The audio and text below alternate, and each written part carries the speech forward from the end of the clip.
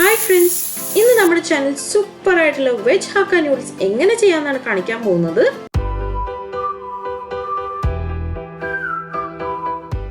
ഒരുപാട് പേർക്ക് അറിയുന്ന ഒരു റെസിപ്പി തന്നെയായിരിക്കും ഇത്. എന്നാലും ഇതിൽ ശ്രദ്ധിക്കേണ്ട ചില കാര്യങ്ങളുണ്ട്. അതും കൂടി ഒന്ന് നോട്ട് ചെയ്ത് വെച്ച് കഴിഞ്ഞാൽ നിങ്ങൾക്കുമാകാം വീട്ടിലൊരു ചൈനീസ് കുക്ക്. അപ്പോൾ എൻ്റെ ഈ റെസിപ്പി ഇഷ്ടമായി ഒന്ന് ലൈക്ക് ചെയ്തേക്കണേ. അതുപോലെ നമ്മുടെ ചാനൽ ഇതുവരെ സബ്സ്ക്രൈബ് ചെയ്തിട്ടില്ലെങ്കിൽ സബ്സ്ക്രൈബ് ചെയ്യുമ്പോൾ അടുത്തുള്ള ബെൽ ബട്ടൺ കൂടി പ്രസ് ചെയ്തതിന് ഞാനിടുന്ന ഇതുപോലെ ഈസി ആയിട്ടുള്ള റെസിപ്പീസ് നിങ്ങൾക്കൊന്ന് ചേരുന്നതാണ്. അപ്പോൾ ആദ്യം നമുക്ക് ഈ നൂഡിൽസ് ഒന്ന് വേവിച്ചെടുക്കണം. അതിന് വേണ്ടിയിട്ട് ഞാനിവിടെ ഒരു പാത്രത്തിൽ നിറച്ച് വെള്ളം, കുറച്ച് വെള്ളം തന്നെ ഒഴിച്ചതിന് ശേഷം കുറച്ച് എണ്ണയും കൂടി ഒഴിച്ചു കൊടുക്കുക.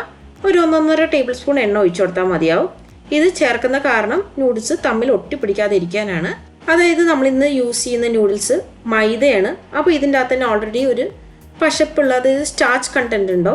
അപ്പോൾ അത് തമ്മിൽ ഒട്ടിപ്പിടിക്കാൻ കൂടുതൽ ചാൻസ് ആയിരിക്കും. അതിന് വേണ്ടിയിട്ടാണ് നമ്മൾ കുറേ വെള്ളം ചേർത്തതിന് ശേഷം കുറച്ച് എണ്ണയും കൂടി ചേർത്തിട്ട് നമ്മൾ നൂഡിൽസ് ഇതിനകത്ത് കുക്ക് ചെയ്തെടുക്കുന്നത്. അപ്പോൾ ഈ രീതിയിൽ നമ്മൾ ചെയ്തെടുക്കുമ്പോൾ നമ്മുടെ നൂഡിൽസ് തമ്മിൽ ഒട്ടിപ്പിടിക്കാൻ ചാൻസ് കുറവായിരിക്കും. അതുപോലെ തന്നെ നമ്മൾ ഇതിനകത്തേക്ക് ശ്രദ്ധിക്കേണ്ടത് കുക്കിംഗ് ടൈമാണ്. കുക്കിംഗ് ടൈം കൂടിപ്പോയ ഒരു 5-8 മിനിറ്റ്, അതിൻ്റെ അപ്പുറത്തേക്ക് പോകണ്ട. അതുപോലെ തന്നെ ഇതൊരു 1/4 ഭാഗം മാത്രം വെന്ത് കിട്ടിയാൽ മതി.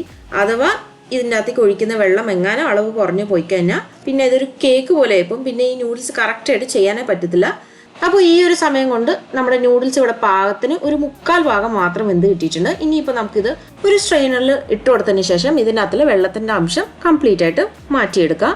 ഇപ്പോൾ നമ്മളിത് സ്ട്രെയിനറിലോട്ട് മാറ്റിയാലും ഇപ്പോഴും ആ ഒരു ചൂടുണ്ടാവുമല്ലോ, അതിൽ തന്നെ നമുക്ക് ഇതിൻ്റെ അകത്തുള്ള കുക്കിംഗ് പ്രോസസ്സ് ഇപ്പോഴും നടന്നുകൊണ്ടിരിക്കും. അപ്പോൾ ഇത് ഇനി ഈ ഒരു സ്റ്റേജിലും കുഴഞ്ഞു പോകാൻ ചാൻസ് ഉണ്ട്. അപ്പോൾ അതിന് വേണ്ടിയിട്ട് നമുക്ക് ഇതിൻ്റെ ടെമ്പറേച്ചർ ഒന്ന് കുറച്ച് കൊണ്ടുവരണം. അതിന് വേണ്ടിയിട്ടാണ് നമ്മൾ ഇതിലേക്ക് കുറച്ച് എണ്ണ ചേർത്ത് കൊടുക്കുന്നത്.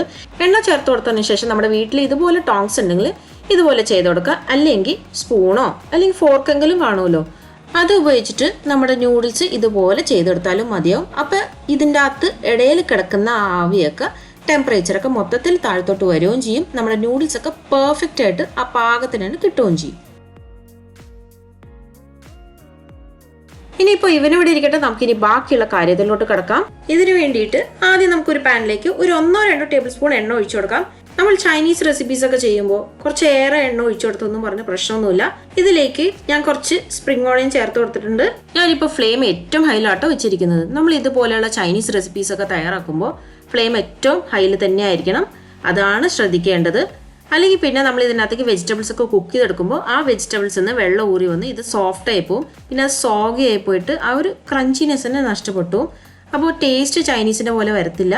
ഇനിയിപ്പോൾ അടുത്തായിട്ട് ഞാനിതിലേക്ക് കുറച്ച് സവാള മാത്രം ചേർത്ത് കൊടുക്കും. വളരെ കുറച്ചേ ഉള്ളൂ, ഒരു 1/4 ഭാഗം ഞാൻ ചേർത്ത് കൊടുത്തിട്ടുണ്ടാവുള്ളൂ. അതിൻ്റെ കൂടെ തന്നെ കുറച്ച് ക്യാബേജ്, ഒരു 1/4 കപ്പ് ക്യാബേജും ചേർത്ത് കൊടുത്തിട്ടുണ്ട്. ഇനി ഈ വെജിറ്റബിൾസ് സോട്ട് ചെയ്യുന്ന സമയത്ത് നമ്മൾ ഏറ്റവും കുറഞ്ഞ ടൈമിലാണ് സോട്ട് ചെയ്തെടുക്കേണ്ടത്.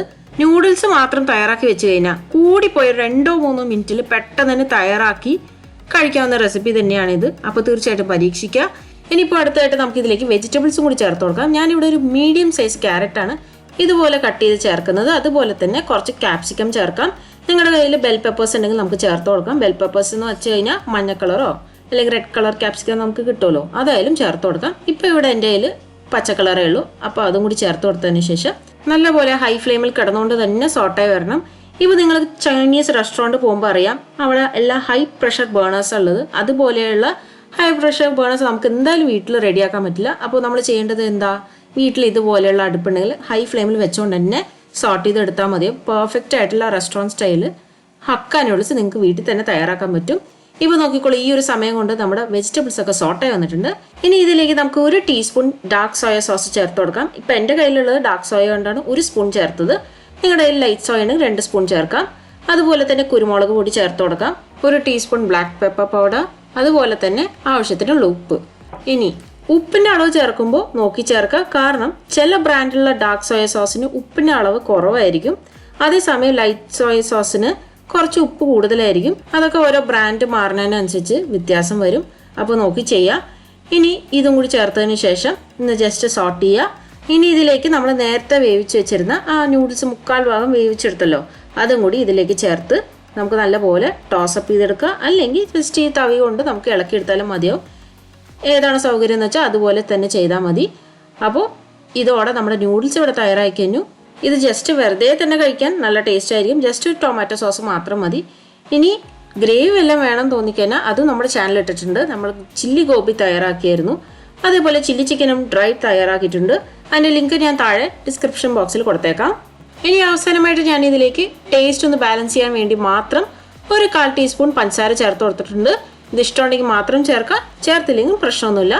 അതുപോലെ തന്നെ സ്പ്രിംഗ് ഓണിയൻസും കൂടി ചേർത്ത് കൊടുക്കാം. ഇനി നമുക്ക് സർവിംഗ് ഡിഷിലോട്ട് ഡയറക്റ്റ് മാറ്റാം.